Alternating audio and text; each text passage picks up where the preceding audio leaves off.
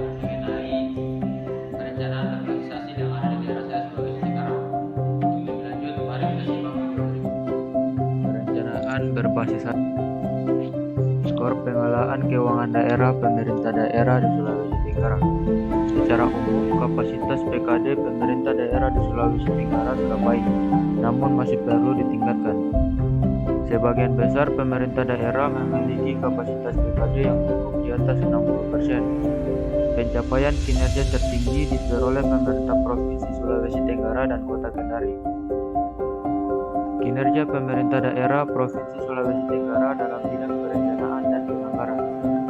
Untuk Kota Kendari menempati urutan kedua di bawah Kabupaten Kolaka dengan presentasi kinerja pemerintah daerah 86%. Skor PKD atau PBM pemerintah daerah di Kota Kendari. Kota Kendari memperoleh nilai yang paling tinggi di antara 12 pemerintah daerah yang disurvei pada bidang peraturan perundangan daerah, pengadaan barang dan jasa, pengelolaan aset, serta audit dan pengawasan eksternal. Kinerja pemerintah daerah di Sulawesi Tenggara dalam bidang perencanaan dan penganggaran. Kualitas dokumen perencanaan dan penganggaran masih perlu ditingkatkan. Sebagian besar daerah sudah memiliki dokumen RPJMD, Renstra, dan Renja SKPD yang telah mencantumkan program atau kegiatan dengan pagu indikatif dan memperhatikan kendala anggaran. Namun, sebagian besar daerah masih belum berhasil membuat standar analisa belanja setiap tahunnya.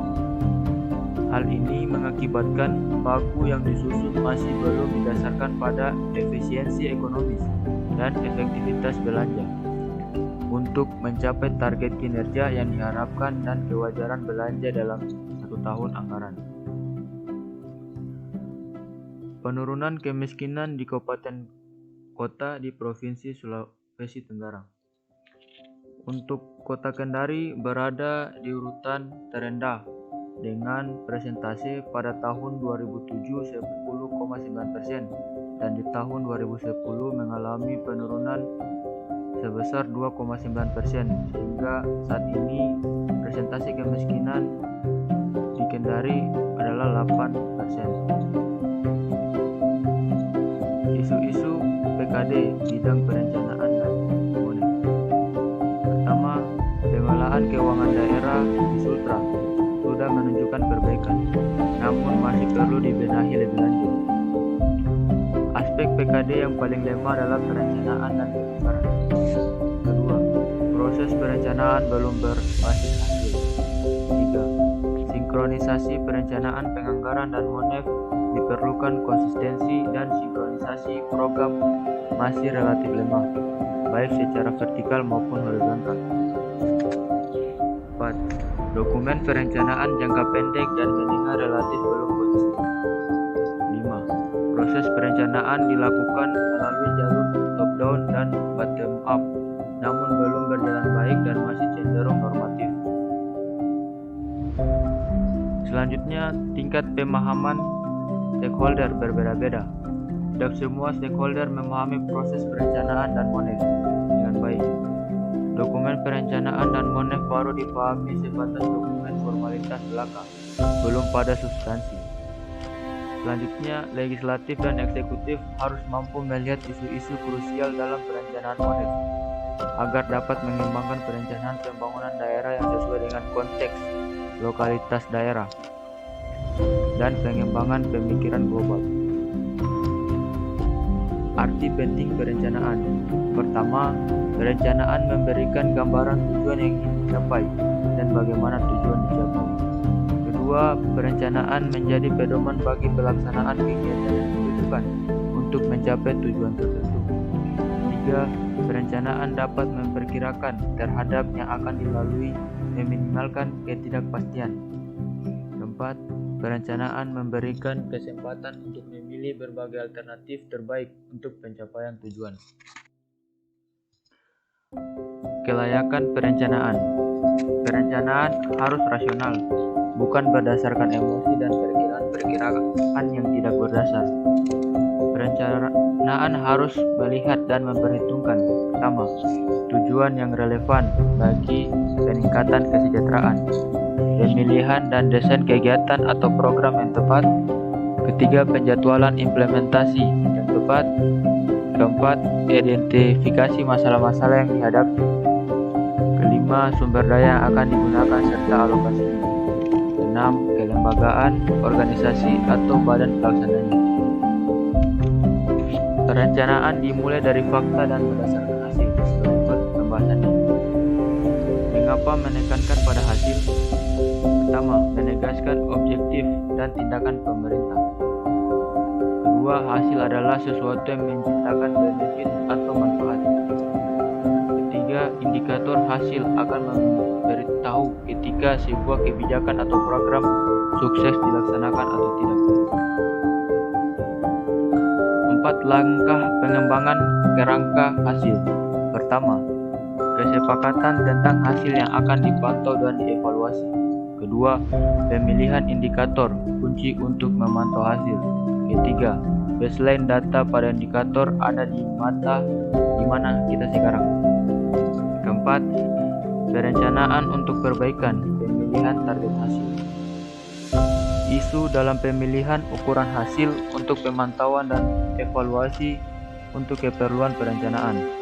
Pertama, adakah tujuan pembangunan daerah dan sektoral yang dinyatakan secara eksplisit? Dua, apakah janji politik telah dibuat untuk menjelaskan performa pemerintah? Tiga, apakah polling data dari masyarakat dapat menjelaskan sesuatu? Empat, apakah ada kebijakan-kebijakan dengan kekuatan hukum? Lima, apakah bantuan pembangunan yang dihubungkan dengan tujuan tertentu? Berikut menentukan hasil. Mereformulasikan concern dan stakeholder menjadi hasil yang positif dan desirable. Dari hasil pertanian rusak sebelum mencapai pasar, ke meningkatkan akses petani ke pasar. Dari anak sekolah drop out, ke insentif bagi keluarga untuk menyekolahkan anaknya. Dari minimnya keamanan di waktu malam, ke meningkatnya keamanan masyarakat. Ukuran hasil diturunkan dari masalah atau isu yang dihadapi. Untuk area kebijakan pendidikan, dari bangunan sekolah tidak dipelihara baik dan dibuat dari material kualitas rendah, ke meningkatnya kualitas dan pemeliharaan bangunan sekolah. Dari anak usia sekolah di pedesaan kesulitan mengakses sekolah, ke anak usia sekolah pedesaan mendapatkan akses yang sama ke pendidikan. Dari kurikulum sekolah tidak sesuai dengan kebutuhan pasar tenaga kerja, ke meningkatnya kurikulum untuk yang sesuai dengan kebutuhan pasar tenaga kerja. Dari kelurahan miskin tertinggal dan tidak mendapatkan pendidikan berkualitas, ke anak usia sekolah dari kalangan miskin memperoleh bantuan pendidikan. Berikut untuk penting diingat, hasil biasanya tidak dapat secara langsung diukur, hanya dilaporkan. Hasil yang diharapkan harus diwujudkan dalam bentuk indikator. Pemilihan indikator kerja kunci untuk memantau hasil. Pertama, indikator hasil tidaklah sama dengan hasil. Kedua, setiap hasil perlu untuk diterjemahkan dalam satu atau beberapa indikator. Sesuai indikator, hasil mengidentifikasi pengukuran numerik yang dapat memberikan informasi untuk mendeteksi kemajuan atau tidak kemajuan ke arah pencapaian hasil yang diinginkan. Memilih indikator hasil. Sebuah indikator kinerja haruslah tepat dan tidak ambigu serta bermakna ganda. Cocok untuk subjek yang diamati. Tersedia dengan biaya yang wajar. Harus menyediakan dasar yang cukup untuk memulai kinerja dan harus dapat divalidasi oleh lembaga. Memilih indikator. Pilih beberapa indikator proyek atau program atau kebijakan untuk satu hasil yang diharapkan. Kedua, pastikan kepentingan dari beberapa stakeholder yang terkait masuk menjadi bahan pertimbangan. Relevansi indikator bersifat dinamis. Suatu saat mungkin perlu menambah dengan yang baru dan mengganti yang lama. Berikutnya, memiliki setidaknya ada 3 periode pengukuran sebelum mempertimbangkan untuk mengganti indikator Anda. Berapa jumlah indikator yang bisa dikatakan cukup? Adalah jumlah minimum yang dapat menjawab pertanyaan ini. Apakah hasil yang diharapkan sudah tercapai? Mengapa menggunakan indikator proksi? Pertama, indikator proksi adalah indikator perkiraan yang menjelaskan atau terkait dengan indikator yang ingin kita ukur. Kedua, hanya menggunakan indikator proksi ketika data untuk mengukur langsung indikator tidak tersedia atau tidak dapat dikumpulkan pada waktu. Contoh, jenis atap atau jumlah televisi sebagai ukuran proksi dari meningkatnya pendapatan. Contoh hasil, penurunan pada morbiditas anak. Indikator hasil atau bukan. Pertama, persentase hari tidak berangkat sekolah karena alasan sakit. Kedua, persentase penurunan pada jumlah utilisasi rumah sakit. Ketiga, lebih banyak jumlah dokter yang dipekerjakan. Empat, persentase perubahan pada meratanya penyakit menular. Kelima, jumlah anak yang mendapatkan imunisasi. Selanjutnya, persentase jumlah hari kerja orang tua yang hilang. Dan terakhir, presentasi perubahan indikator sakit perut dan menggunakan indikator baku. Sejumlah lembaga pembangunan telah menggunakan indikator untuk diikuti tujuan pembangunan termasuk Millennium Development Goals dan dapat dilihat pada gambar. Untuk selanjutnya dapat dilihat